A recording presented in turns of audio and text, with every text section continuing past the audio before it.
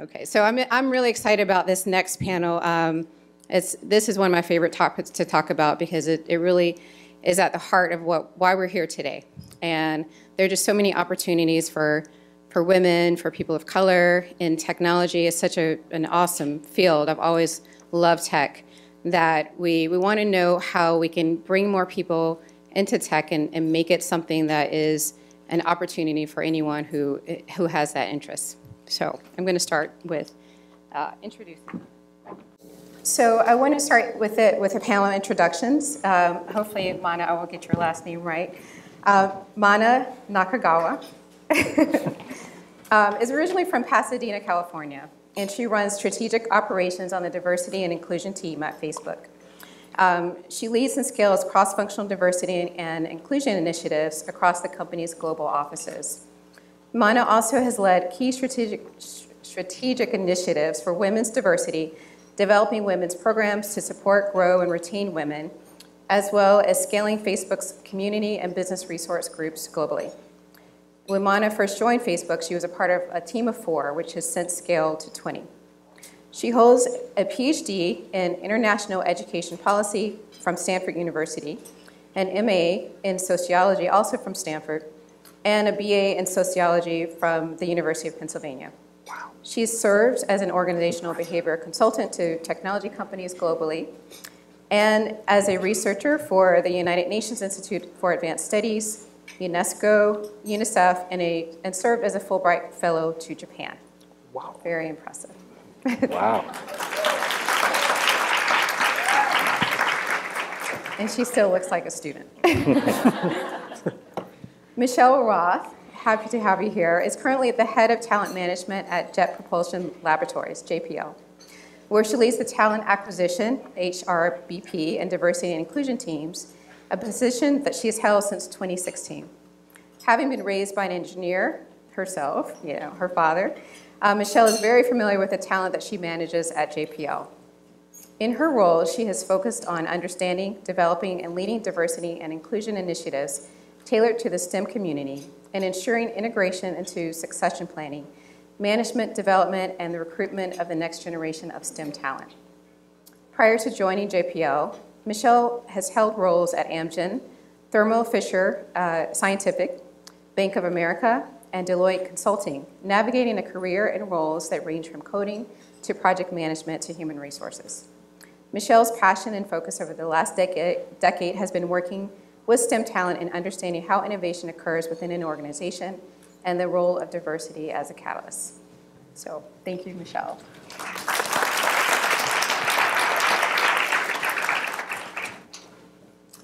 And Miguel, we heard about Miguel before, but I'm going to introduce him again.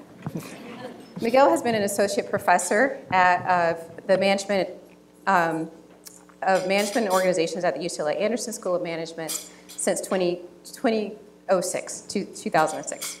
He earned his PhD in organizational behavior from the Stanford Graduate School of Business. Miguel studies diversity, bias, and discrimination. More specifically, his research explores how people understand their position within social and interpersonal hierarchies and the impact this understanding has on their perceptions of self, others, and group-based inequality. His latest research explores the manner in which people define diversity and the impact that particular diversity definitions have on the representation of racial minorities in organizations. His research has been published in several top management and psychology journals. In recognition of his research record, Miguel was awarded the Eric and E. Juline Award for Excellence in Faculty Research in 2012 at UCLA. Outside of UCLA, Miguel has conducted trainings on decision-making, negotiations, and implicit bias for a variety of organizations, including Kaiser Permanente, the Scripps Research Institute, and the Oklahoma City Thunder basketball team. So thank you, Miguel. And last but not least, we have Paul Martin. As the Chief Diversity Officer at Sony Pictures Entertainment, Paul Martin is responsible for global talent strategies at all levels within the organization. Paul, as part of the studio's People and Organization Department, is particularly tasked with bringing together people of different experiences and backgrounds to create a workplace that is innovative and engaging, and attracting top talent from the world, both in front of as well as behind the camera. Since Paul joined Sony in 2008, the studio has implemented a multi-pronged diversity and cross-cultural strategy that takes diversity beyond its traditional boundaries to create an environment of inclusion. He has introduced programs geared at targeting emerging and diverse creative talent who can help tell stories that will entertain a global multicultural audience. He also leads the company's 12 employee business resource groups, where more than 1,300 global employees participate to share common interests, foster development, professional development, and link to overall business strategies. Paul has been recognized by Black Enterprise magazine as one of the top diversity executives in the country. He sits on the board of several nonprofits geared toward reaching out to young people in underserved communities and providing guidance around education, critical thinking, and conflict resolution skills. So welcome, Paul. Thank you.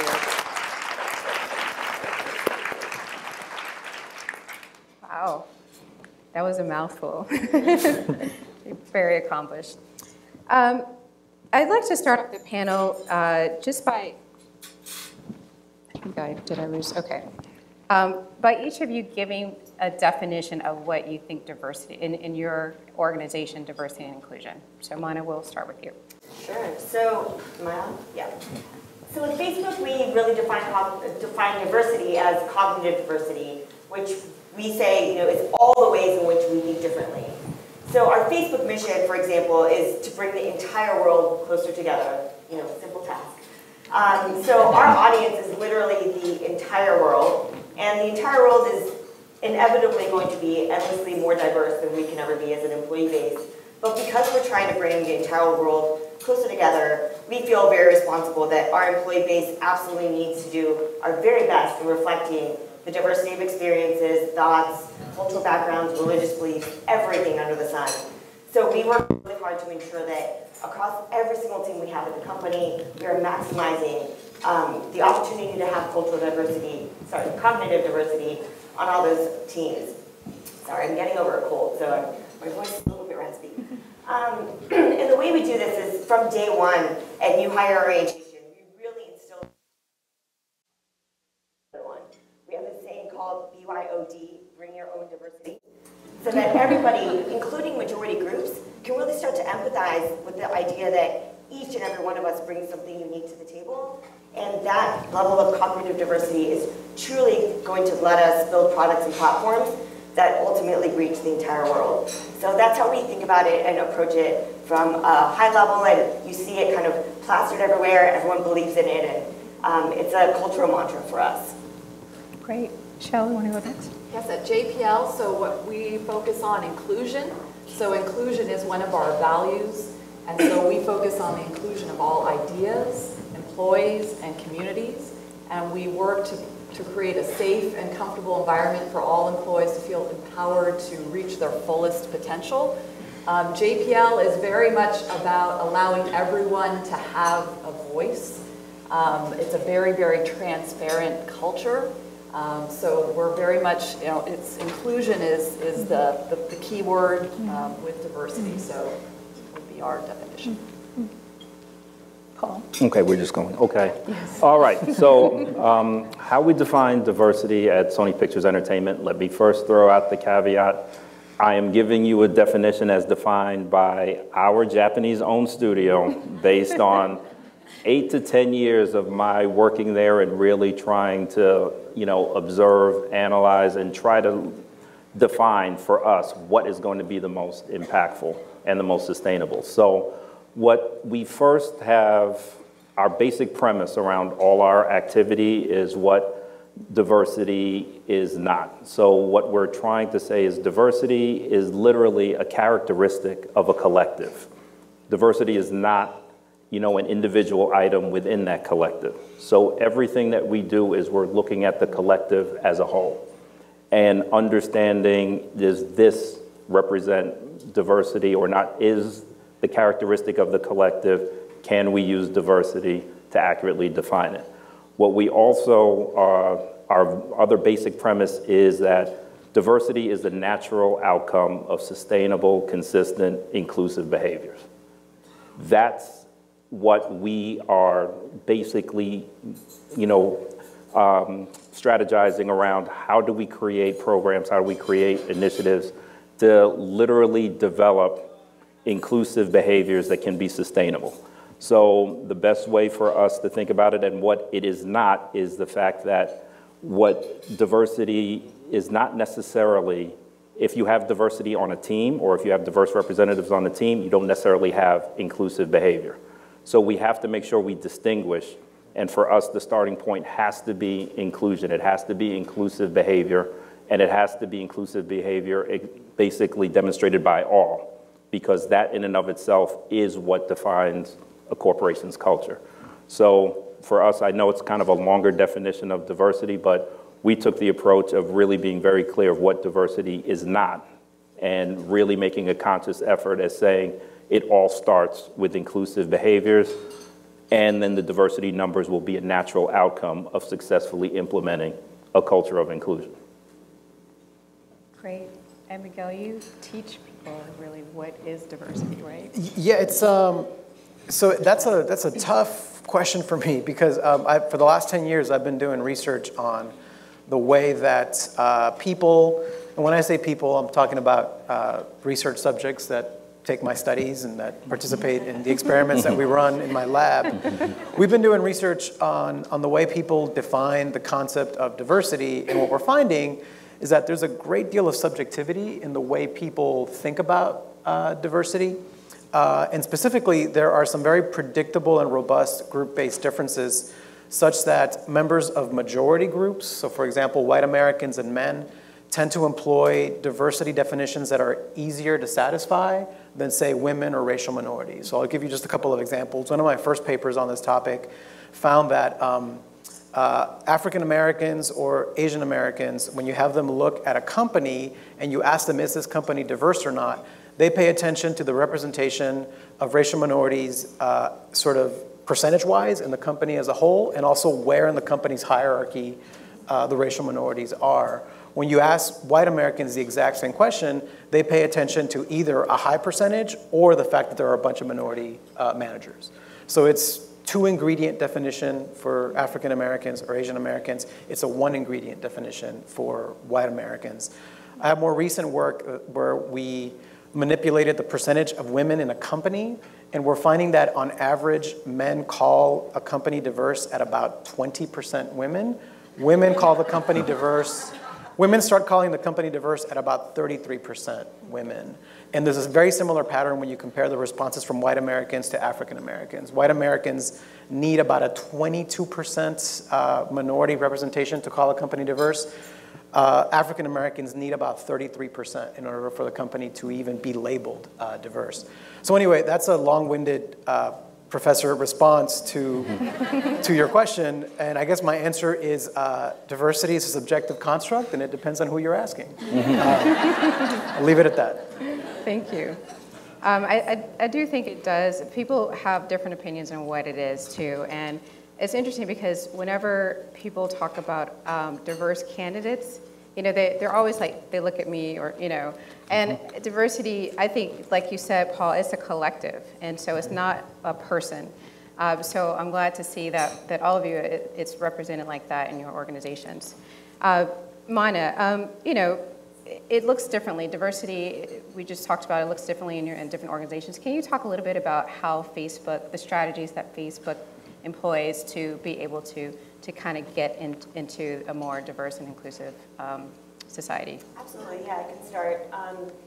So again, with our mission of ensuring that all of our teams across the company are made up of cognitively diverse people, we have a strategy that's three-pronged. We call it find, grow, keep.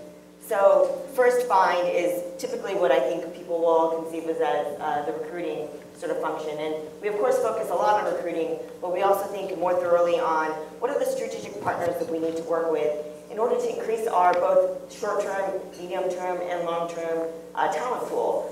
So for example, when we talk about talent pipeline, often we define it as K through 12. We think far before kindergarten and say, how are parents thinking about computer science careers or engineering careers for their children? And especially in underrepresented communities where parents may not even begin to understand what computer science can look like as an educational trajectory. We built a program called Tech Prep, which is all about how do we create sort of tailored programs for parents to understand if my child, who is 5 years old, starts in this computer science class, or summer camp, what might this look like? And so we're really starting as early as possible in our long-term talent pipeline to understand how we can increase women and underrepresented groups to enter tech more frequently. In our midterm find strategies, we also look at schools like UCLA and partners more in the midterm talent pipeline. We also work really closely with historically Black colleges and universities, Hispanic serving institutions, prominent organizations like Girls Who Code, whoever we think is in that midterm pipeline. And of course in our short-term pipeline, there's a ton of research around bias in the recruiting processes, right? And there's a lot of media out there now, excuse me, on things like the Rooney Rule. So our version of the Rooney Rule, for those of you who may not have heard of it, we have something called the diverse slate approach. And this is an approach where for every open position we have to have at least one underrepresented candidate in that interview loop, or we don't move it forward. And a lot of data shows that that has a ton of impact on just helping recruiters and hiring managers search smarter, right? Stop looking where it's easy to look. Just expand our scope of where we've even tried to conceive of where good talent lies. So that's kind of our find strategies. And at the rate at which Facebook is growing, we're really focused on that pillar first and foremost. And then our grow and keep strategies are really in this inclusion space. It's a lot of work to bring diverse talent in the doors, but really at the end of the day, navigating homogeneous teams is so much harder than navigating heterogeneous teams is much harder than being on homogeneous teams where everyone thinks the same. So we feel a strong responsibility in ensuring that our teams are ready for diversity. And so really building inclusive teams, managers who truly understand what an inclusive team looks like is really equally and harder work than finding the right talent. So we go across the employee life cycle of find, grow, and keep. And to what others on the panel have already said, I think this starts with not just understanding the bias that exists in the workplace, but making sure that everybody feels responsible, that this is their work as well. We say nothing at Facebook is somebody else's responsibility. And diversity squarely sits in that space for us. That's great. So you're looking at parents and K through 12, and Michelle, you're on the other end of the spectrum. You're doing succession planning. Yes. So, and JPL is very data driven too. And you mentioned you started the process of succession planning, and you have your first round of data. Can you talk a little bit about that and how that integrates into your strategy of diversity and inclusion? Sure. So for every company, when you look at diversity and inclusion, you first have to understand what's the population that you're working with. What's the history of that organization? What matters to them? What do they look for? What does success mean to them? JPL is extremely data-driven. JPL has been around for 82 years. There's a lot of history at JPL. We also have a very, very tenured organization. JPL is actually company number 7 for me, so I'm not a millennial, but I act like one. I've moved around a lot. I've seen a lot of different cultures. And when I got to JPL, I had to just take a breath and go, wow, this place is really different. Everything that was in my toolbox that I had developed at 6 previous companies and looking at their cultures and how they approach D&I showed up at JPL and I had to kind of empty out that toolbox and say, let's take a look at this organization, this culture, and what do we do with that? So all of us have been taught very early on, build your networks. I've heard that in every discussion we've had tonight. Build those networks, get that sponsor. Make sure you've got those relationships. And at JPL, when I got there, what I noticed was with an average tenure of 10, 20, 30 years, those networks were tight. They were really tight. And to a certain extent, they represented an organization 30 years ago and what that looked like from a gender diversity and an ethnic diversity perspective. So when we did succession planning, one of the reasons why we said we've got to go and do this was we had to start to have conversations to break down those networks, which is usually not what we're taught to do in HR or diversity inclusion. No one ever comes in and says, break apart these networks, tear them down, because the networks at the top of the house were old and well-formed, and we were struggling with making sure that we can get some new perspectives, new ideas, and new faces into those seats and those spots. And so we ran succession planning with that in mind, is to go in and listen to those networks, but at the same time break them down and be able to bring forward new faces, new names, new ideas, and new thoughts to those leaders. And so far we've had, I think, just an amazing epiphany, I'll say. I've been in so many of those sessions and the leaders say, I've never heard that name before. Who is that? Tell me more about them. What have they worked on? And so we're starting to have leaders broaden those networks and hear new names that they've never heard before. So now that we're going through succession planning across the lab, we're introducing some of those new names, those new ideas, those new folks. And so far we've gotten some really, really great feedback. Folks are very open to it. They just needed a catalyst. They needed someone to come in and help elevate those names and show those names to them. So now we've got these great succession plans that are much more diverse than they would have been if we just ran this and said, you know, write down your name. So that's one piece. Another piece is we, once again, data-driven, data. So do we have any data scientists in the room? Oh, I love you guys. Data scientists are our friends. We use them all the time when we are trying to actually look at the stories hidden within our organization and within our culture that sometimes you cannot see without the help of your data scientists to pull that data and tell us what's the story of these career paths, what's the story of promotions between the genders, the time and role, what does all this look like? And we can't see that on the surface. What we're seeing is a lot of folks' perception of what's happening across the lab. So what we did is we grabbed the data scientists and said, let's either prove those perceptions correct or let's understand what the real story is about how careers are progressing and what that looks like. So we partnered extensively with our data scientists to build those data stories around gender, ethnicity, movement, careers, promotions, pay, increases, every way that we could slice it, we tried to tell those stories. And those stories helped us ultimately build our strategy and our approach and how we needed to work with our organization. So one quick data story for our data scientists is when I arrived at JPL in 2016, we were getting ready to go and do fall recruiting. And so there were 12 schools, and I said, why these 12? And they said, because we've always gone there.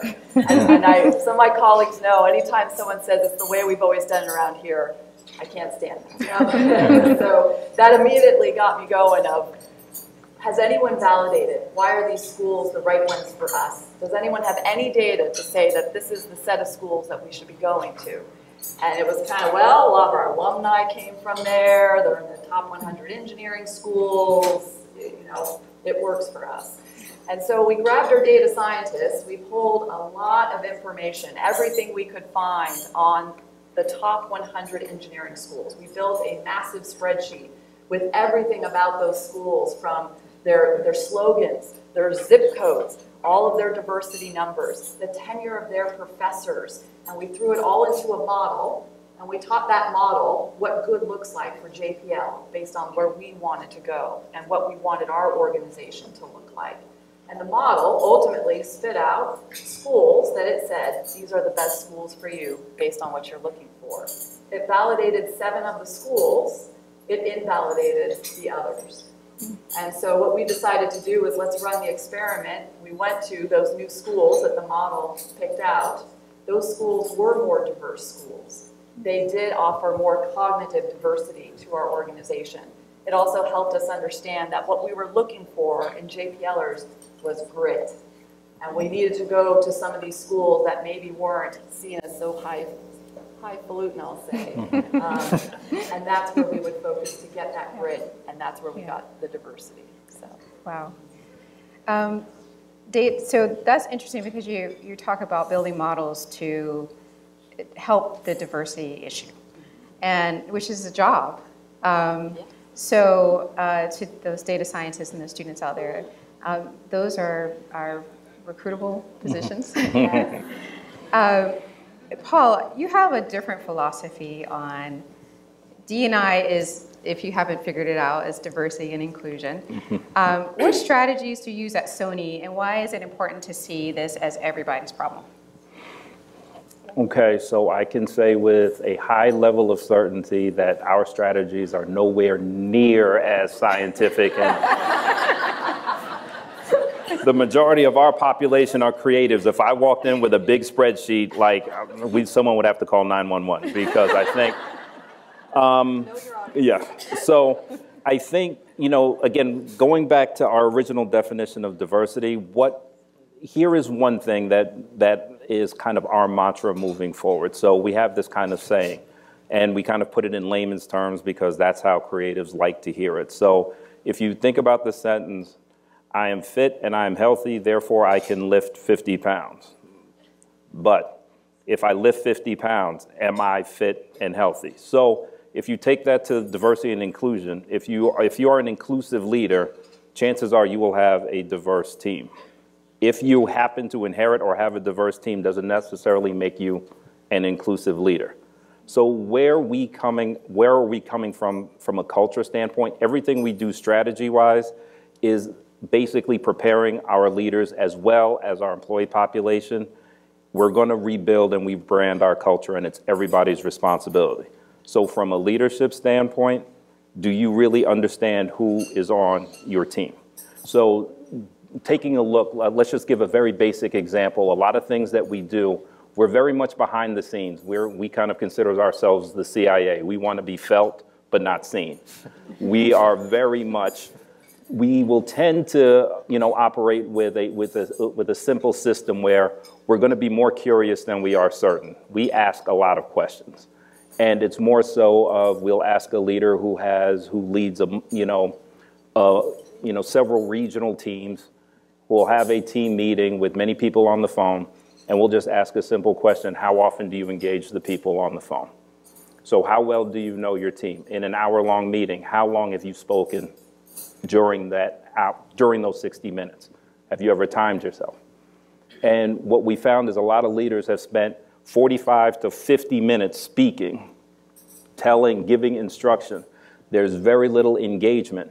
And what leaders are beginning to realize is they don't really know the full capability of their team. They have no idea what the potential or what the full capabilities of all of the individuals that make up their team. And the problem with that is they also now realize they don't know what's missing. So they don't know what's missing from the team. They just know that I have X number of people on this team doing these certain projects. So this is kind of a simple example where we're not necessarily pushing a diversity initiative. We're asking questions to allow basically these leaders to start to flex what we call an inclusive muscle. And it's something where it's going to take practice, and they have to put in the work themselves. So the long answer to your question, I was just laying context to the fact that from my standpoint, I try not to have a department full of programs. The problem with really having a complex, comprehensive program is the fact that there tends to be a reliance then on that program to solve the problem. Okay? If we all believe, and I think it's pretty much, I'm not sure if anybody would want to debate this fact, but we've all said that diversity is a business issue. It is a business issue, so lack of diversity is a business problem. What business problem has ever been solved by a program? What's the role of a functional leader or a functional team to solve business problems? This has got to be something that they begin to embrace completely. And so what we try to do is we try to implement small things, small steps to allow them to begin to flex this muscle and allow them not to rely on a program where it's a simple check the box. Okay, I've done my diversity thing for the quarter, I'm good. No, not necessarily. So it's just like saying, I lifted this 50-pound weight once, I'm good for the year, call me next year, I'm good to go. So it's really this tendency of not allowing leaders to rely on on the D&I department to solve this business issue for them, but we're there to really allow them to come up with creative solutions. But first, our major job is to help them identify their blind spots. They all have them. And it's not just for leaders, it's also employees as well. We all have our blind spots. So my department, we solely focus on, can we help identify the blind spots? And then allow the leaders to do what they are paid to do, solve issues, solve problems. Mm-hmm. And we know, so diversity is a business imperative, and mm-hmm. There are stats out there that say that diverse teams do help teams, they improve performance. And over the years, we've heard a lot of buzzwords: diversity, inclusion, diversity, equity, and inclusion, implicit bias. Now what's out there is cognitive diversity. And so diversity efforts have become more broad.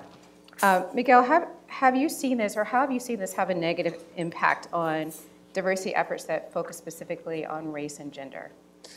Yeah, so there's been some really interesting work, not just my own research, but research done by sociologists that have been tracking diversity rhetoric since the term kind of came into popular usage in the late 1970s out of the famous Bakke Supreme Court decision. And what these researchers found is that diversity rhetoric initially was really a stand-in for discussions about race and gender, legally protected categories. And as we went through the 80s into the 90s, the term broadened to include other sort of non-legally protected categories, things like personality styles, where you went to college, functional expertise, et cetera, et cetera. The specific reasons for that have to do with the changing political landscape and, frankly, the hostile courts that were targeting race and gender-based programs in the 80s. And so what ends up happening is, as we go into the 80s into the 90s, you see this giant spike in diversity rhetoric that actually leaves behind any reference to race and gender. So you basically have this broadening of diversity. More and more things count as diversity. And at least the rhetoric as tracked in the managerial literature tended to not really talk about race and gender anymore. So the work that me and my colleagues have been doing is, given that reality, that diversity in the present day is this very broad, ambiguously defined concept, our work has been looking at the consequences then of exposing people to either big, broad, ambiguous definitions of diversity or narrowly tailored diversity definitions that focus people on race and gender. And one thing we found, for example, is if you randomly assign people to either think of diversity as basically any measure of difference between humans. It could be race, it could be gender, it could be personality, it could be where you went to college, it could be if you're from the West Coast or the East Coast, or you have them think of diversity specifically around legally protected categories like race or gender. What you find is that people who think of diversity broadly, when you expose them to ambiguous information about, say, the lack of women in a company, they're less likely to label that as problematic. They're less likely to label that as potentially indirect evidence of discrimination.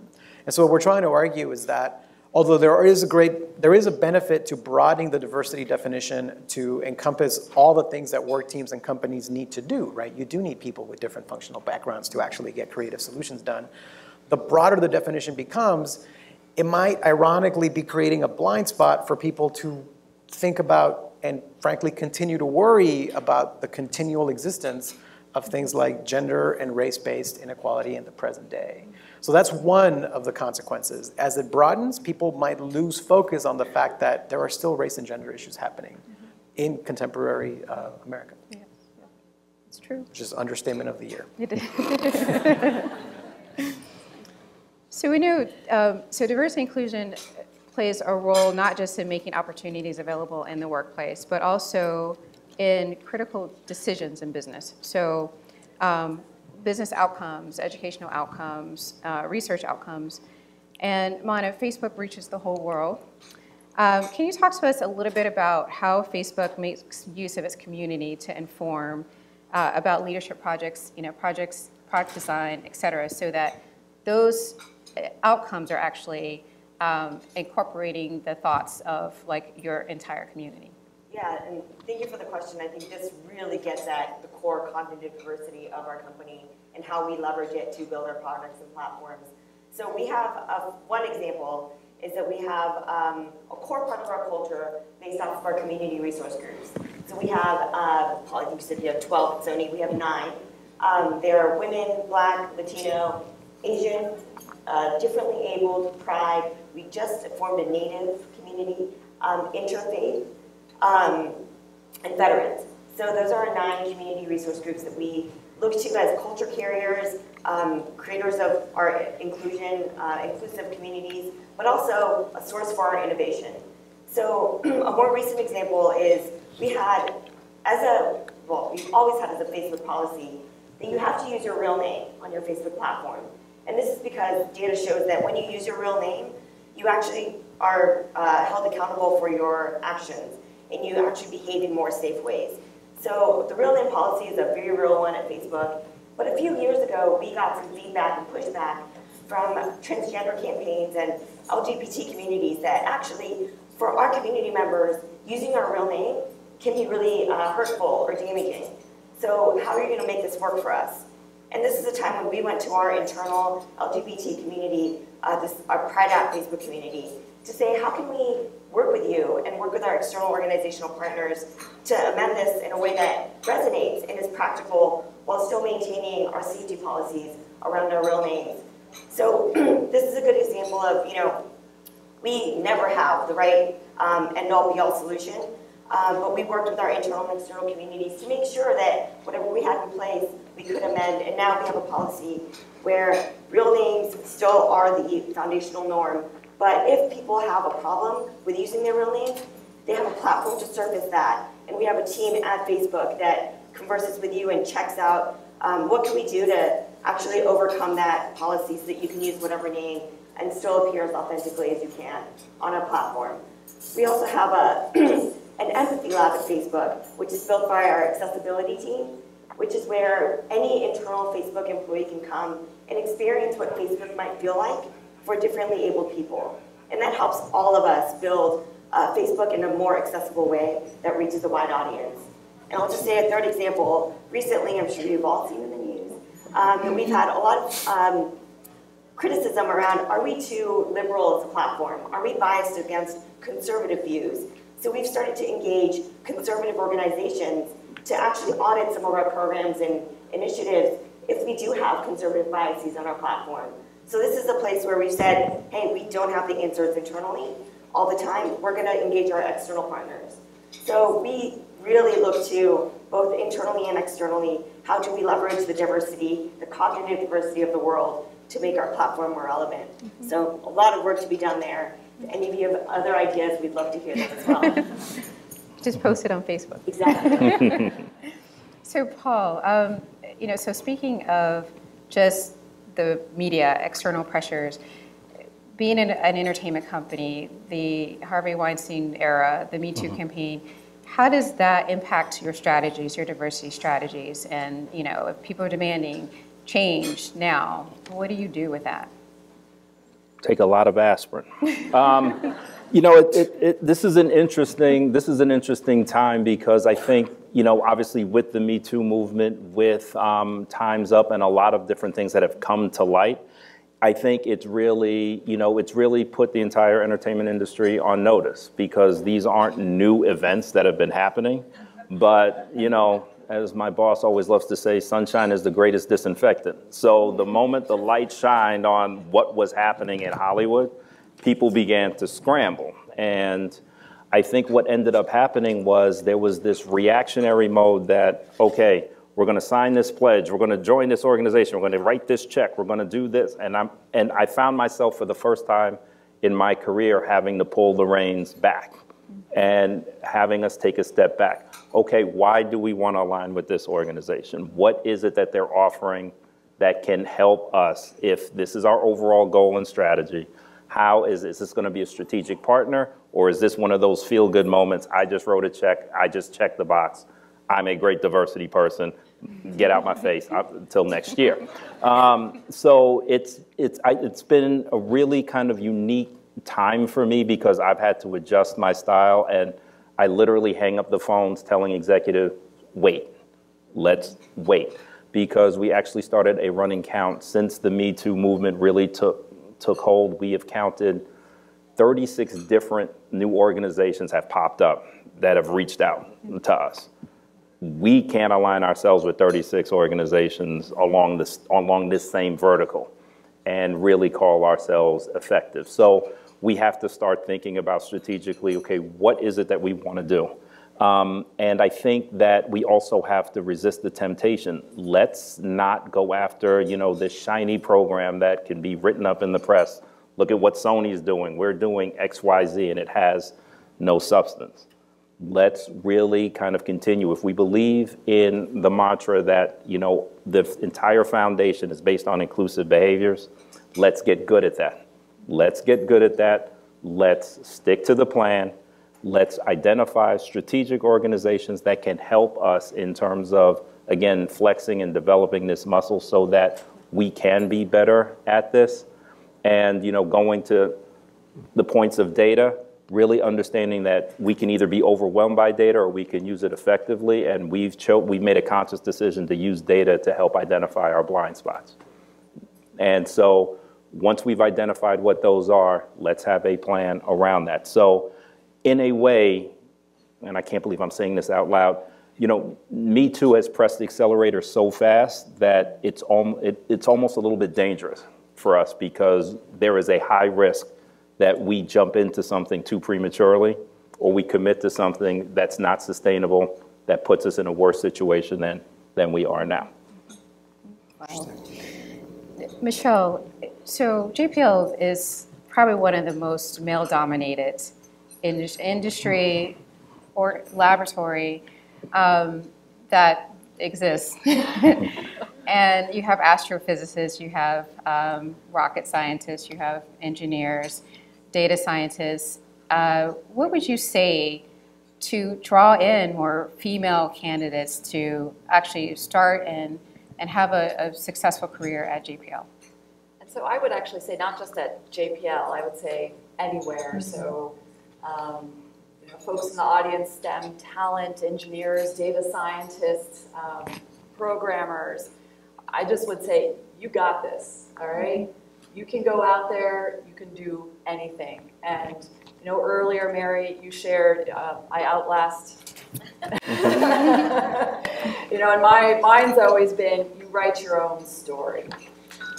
So it's going to be your story to write. Sometimes that hill is going to be a little bit tougher to climb.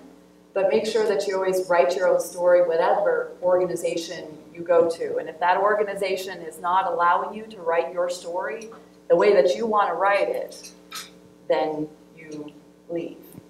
And I don't know what that says about my career, moving around so much, as I felt that there were some companies that would not let me write my story for a number of reasons. And I left those companies to go find organizations that would let me write my story. So it is not easy being a female in a STEM organization or in a STEM major to start, but be persistent and make sure that you write your story. So that's at JPL and that's anywhere, and I would always support that with any female, at any organization that I've ever been at. If we are not supporting you, if you do not feel comfortable, if you do not feel that you can voice your opinion, share your thoughts, in a way that you feel it needs to be shared, then you leave those organizations. And once again, my data scientists, they will see it in their data that something is not working and that they need to change. Yeah, and this is exciting work, the missions and all the things that the whole panel is talking about. You have these amazing opportunities in technology. And I know for me, I was never dissuaded of going into tech because I loved it so much and I had a lot of support. And so, but I know that's not everyone's story. And Miguel, I want to turn to you and I'm gonna ask this last question, then we're gonna open it up for the audience. So if you want to get in line, we only have a few more minutes. I understand there's a growing concern that people who are trying to help those who are either underrepresented in tech or in in a particular field are actually highlighting that stereotype. Yeah. And it's actually it's discouraging them from entering the field. Can you talk a little bit about that and some ways to overcome that? Yeah, there's been a recent a recent set of papers that have come out looking at interventions. It's mainly interventions in high education settings, like collegiate settings, but it's interventions that are trying to be subtle in allowing vulnerable students, so for example, African Americans in college or women in a STEM field, for example, students, trying to not only understand the psychological experience of being one of the few in that environment, and then also creating interventions that are subtle, that allow for the reinterpretation of some of the anxiety that might happen when you're the only person of your social category in those environments. So what these researchers are trying to do is come up with interventions that are not blunt. So it's not like you're going to have a session and expect it to be successful where you welcome all the at-risk students, come at 5 o'clock and get pizza and we're going to talk about stereotypes. That's only going to highlight the vulnerability of the stereotypes. And so what these researchers have done, and I'll make this quick, is using, this is all grounded in psychological theory. What they're doing is they are trying to provide students, first of all, they have an understanding that one of the issues that minority students in college deal with is when you first start out, you usually feel like you don't belong. There's not a lot of people like you. You feel like maybe this isn't the environment for you. And there's work finding that for, say, a black student, those feelings are a lot more damaging than for a white student who maybe has those doubts, but then it quickly goes away when you look around and everybody looks just like you. So what these researchers are doing is they actually recruited African American and black students.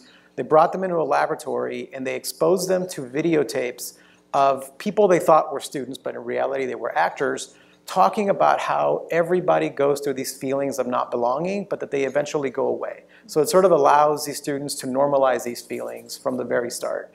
And what you find is that African American students who are in those conditions where they get to normalize their feelings of not belonging, they end up performing better. The typical white-black GPA gap is cut in half when you do a study looking at their career from freshman year to the first quarter of their senior year. And the intervention is subtle because these students didn't actually know they were being intervened with. They just thought they were part of a research study. The study was never framed as a study to help minority students. It was framed as a study on exposure to videotapes. And then they were also told that they would later on maybe have to make their own videotapes for younger students.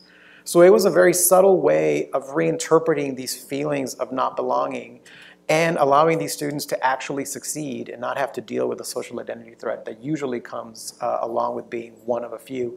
There's been a replication done with female engineer students. Similar kinds of interventions have yielded more intergender friendships. Basically, female engineers who have been intervened with in these similar ways end up reporting having more friendships with male engineers and feeling more like they belong in STEM fields in which, again, it's heavily male skewed. So it's subtle ways. It requires an acknowledgement of the fact that there are subjective differences in the way people experience the exact same environment based on your social identities and your numerical presence in that group.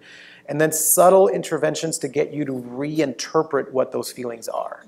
So that's what that work suggests. And it's mainly been happening in educational settings, but I think that work could potentially be applied to workplace settings, so long as we have a good understanding of what some of the issues that underrepresented employees are dealing with, and then figure out those subtle ways of trying to intervene.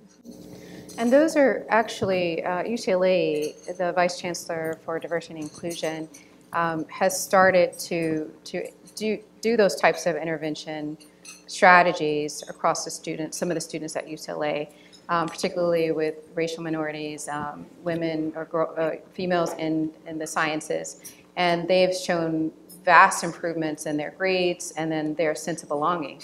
So we know that it does work, and I would be very interested to see if we could take that into the work environment and to our careers, and so that would be a very interesting thing to see. So if someone wants to do that, that's a business right there. I actually have one more thing, because Paul, when we spoke, you mentioned something about another very small thing that we can partner, that universities, for instance, can partner with companies to do. Can you talk a little bit about that? Do you know what I'm talking about? Oh, yes. Okay. One of the things that, a lot of companies, well, our company especially, when we try to, do our best to create these pipelines of talent and diversify these pipelines of talent, one mechanism, a common mechanism is internships. And everyone said, oh, let's just bring on diverse interns. Why can't we bring on, more diverse interns? Why are we only looking at certain schools? No offense to UCLA and USC, but that tends to be the majority of, basically our primary sources of talent. And when you sit back and think about the fact that, there's two ways you can look at this. It's like, wow, our organization just isn't interested in going to HBCUs or predominantly, diverse universities across the country. But when you take a step back and you realize that it's not necessarily, a bias against HBCUs, but it's really a practical issue of compensation. And it's a practical issue of cost of living in LA. So if someone, even for the summer, is outside of Los Angeles, to move themselves to Southern California, you cannot survive on an intern salary. And given the bandwidth of our recruiting teams, we can't solve for, can we identify where these students can be housed? Can we find ways in which to kind of, that's too much, I think, to ask, probably in most cases, an already overtaxed recruiting, recruiting function.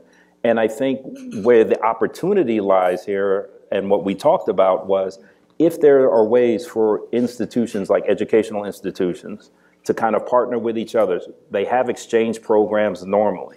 Are there ways for UCLA to be able to offer housing in some kind of summer exchange program to allow, students from the Midwest, from the East Coast, from areas that normally wouldn't have an opportunity to kind of be here? It would be a tremendous burden lifted off of the organizations, because we constantly talk about how can we attract, basically how can we cast a wider net?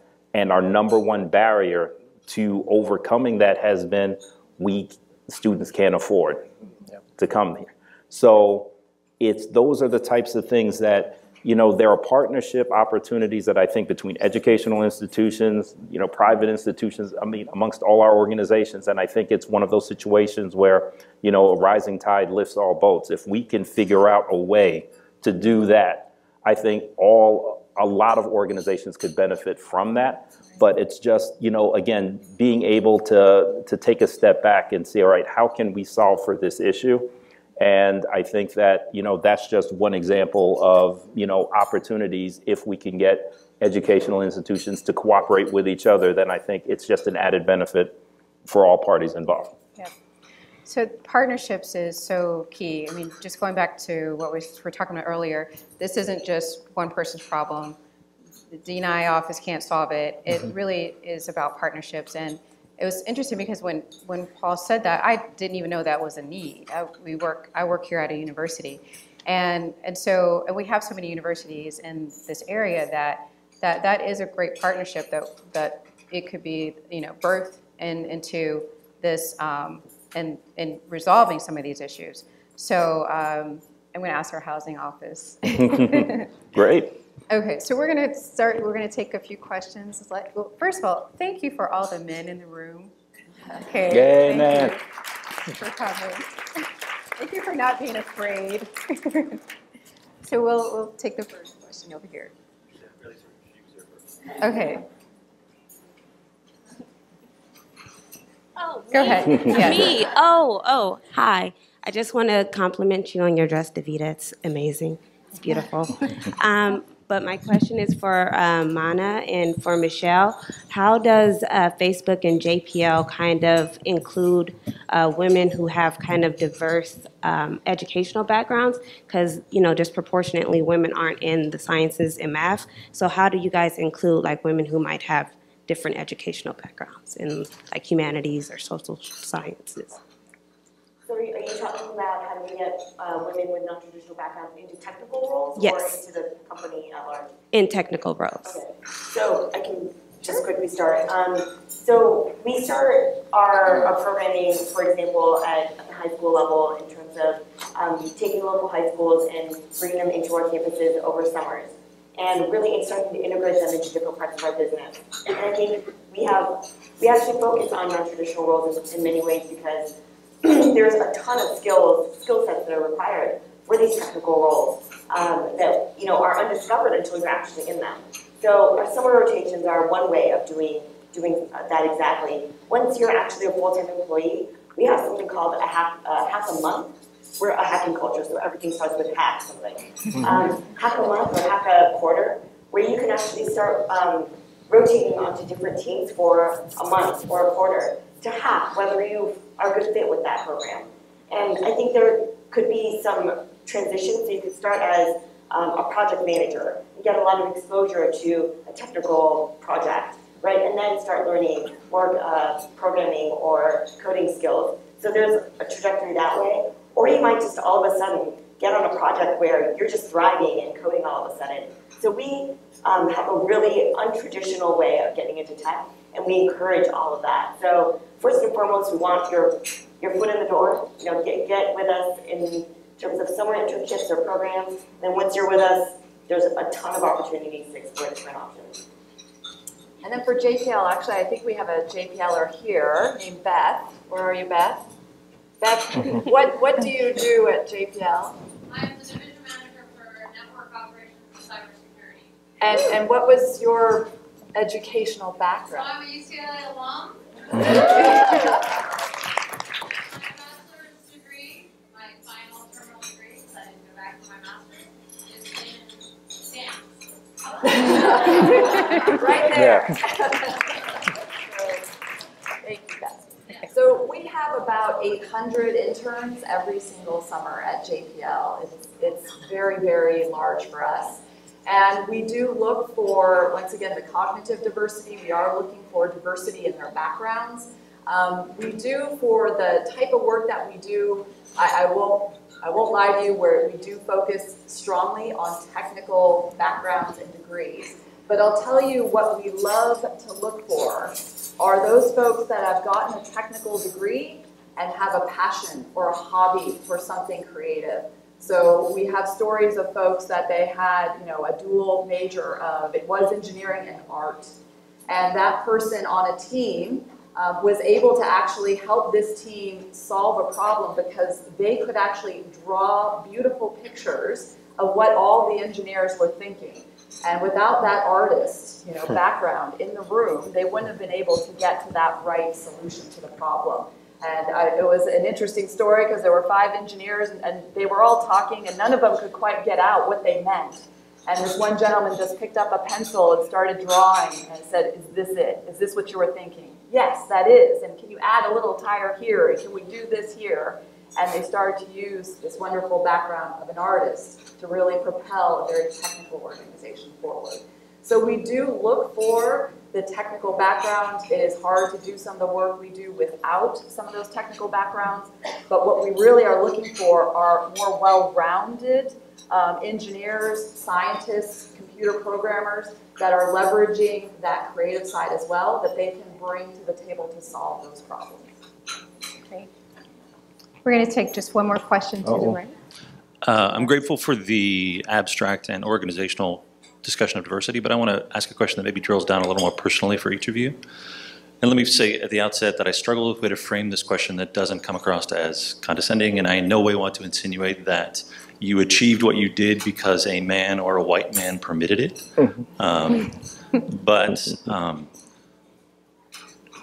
And I also own the complete self-serving nature of this question.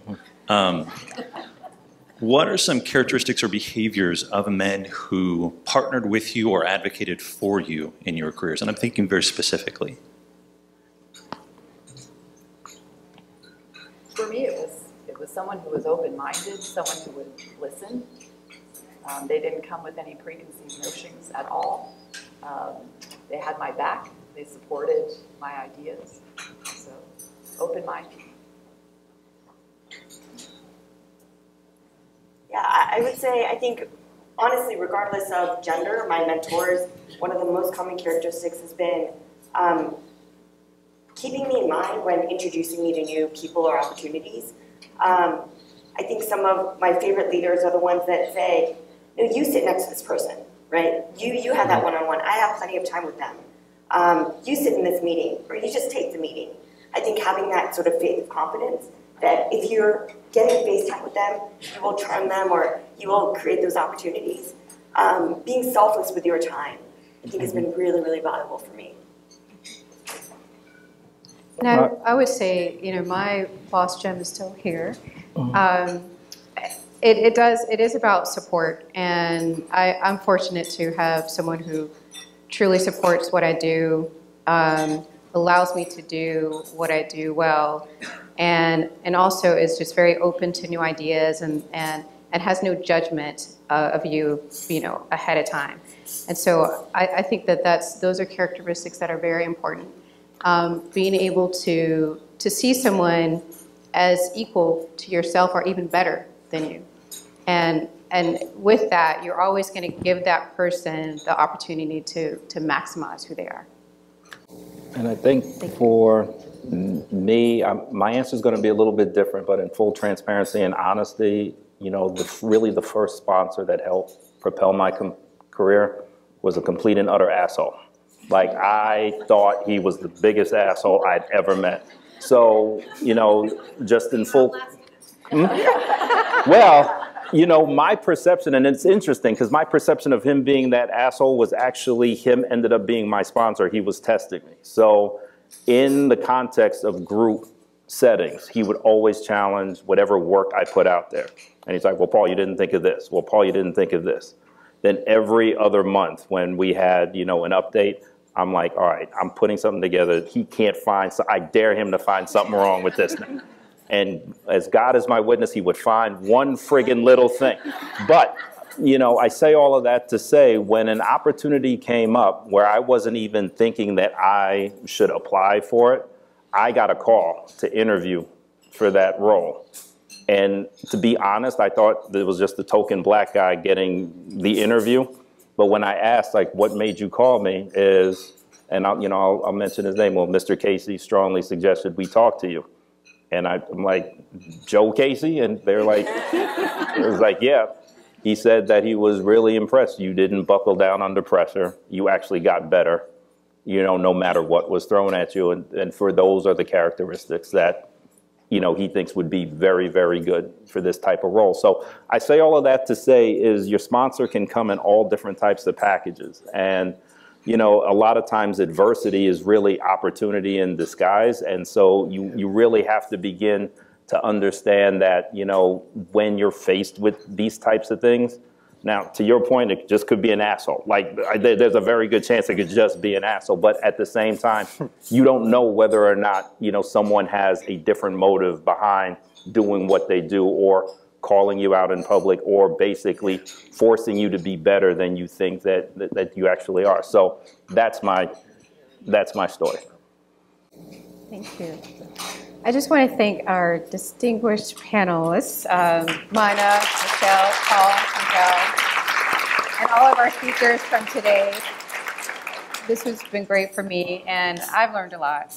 And I want to leave you with this. So in your booklet, on the front page, I talk about making a commitment to yourself. So I would like for each of you to take something that you've learned today and tonight, and just say, I'm going to improve on this, or I'm going to do this, take this action. Whether it's I'm going to negotiate, or if it's I'm going to bring some of interest to my organization to help with the diversity and inclusion efforts, or I'm going to take a step of leadership. I'm going to take a risk. So whatever that is, please, I would like you have to actually make that commitment. When you actually write it down, you're more likely to actually do it. Bless you. So, but I want to, again, thank our guests, thank our speakers, and I want to thank you for coming, too. So that's it. So have a great evening. Have a great evening.